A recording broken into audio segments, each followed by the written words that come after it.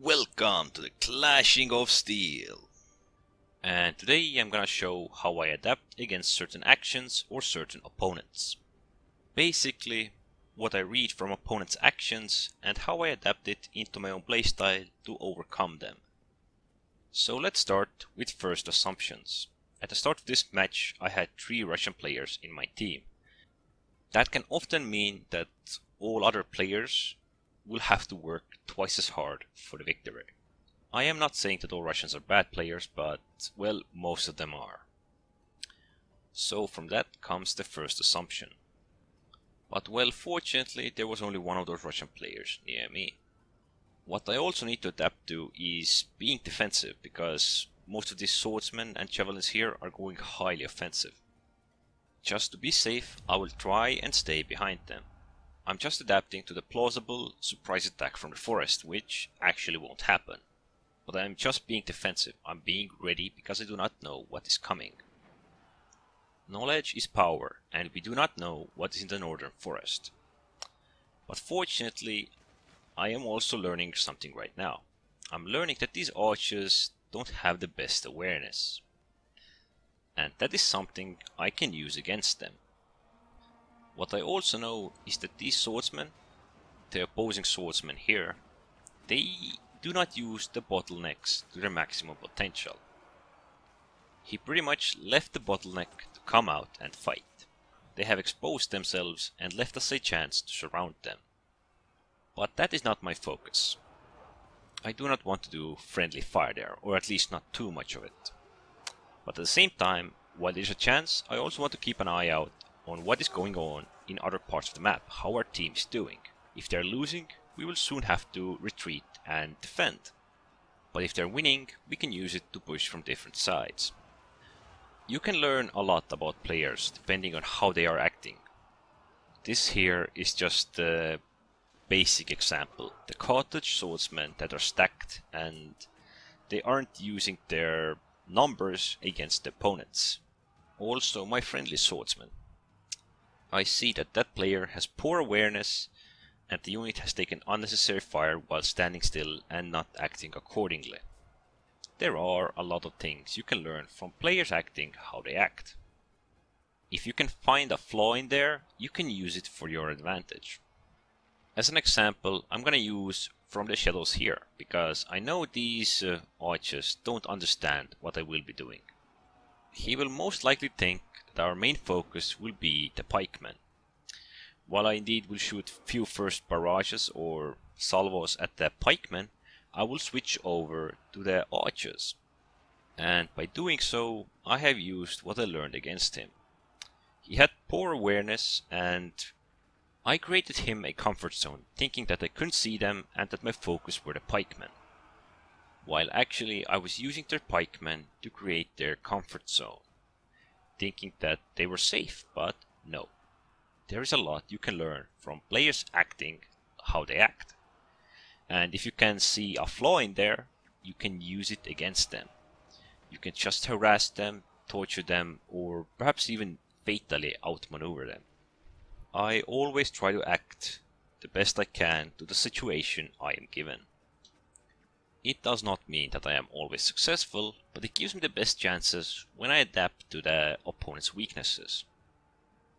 Players act differently to different situations, like here. I'm guessing that many players would not send spear unit head on in against 3 units or even more that can easily surround them. We all act differently to different types of situations. If you're playing archers, you're gonna run from the horsemen. If you're playing swordsmen, you're probably gonna go head on against other swordsmen. When you're playing pikemen, everyone is going to avoid you like fire. These are, so to say, the basic or the standard actions against certain unit types with specific unit types. But when you can find a flaw somewhere in the player's actions, somehow that they're failing with the unit type or that they're playing wrong with the unit types they have, you might be able to use that against them. Like these 3 sword infantry units, they have stood still way too long, they did not go to support their friendlies. So from that we can read they are not sure of their actions. They might not understand what they are supposed to do, how they are supposed to act. And that is their flaw. even the light artillery shooting at them. They don't have the basic awareness or understanding how to utilize themselves. They just seem to waste the light pilot throwing it at the spearman head on for no effect. Okay, for the minimal effect. There is a lot of different things you can learn from players' actions. Simplest is when you find a flaw somewhere. You see that they aren't team players, they don't support their friendly ranged units. They won't defend them. That is something what the light cavalry could use. Another noticeable flaw in this game, or the playstyle flaw, is that players are going highly aggressive. That can also be used against them, just like we started this match with. We're going highly aggressive. If they would have held the bottleneck properly, they might have done equal enough damage to repay their losses.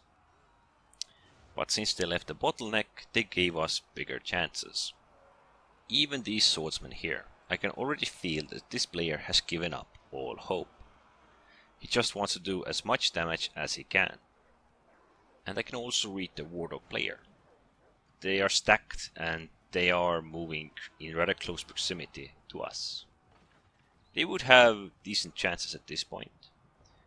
But the problem is that they are stacked, and that pretty much already hints that he's gonna let loose all the dogs at once, which gives us a great chance to damage the dogs or the handlers.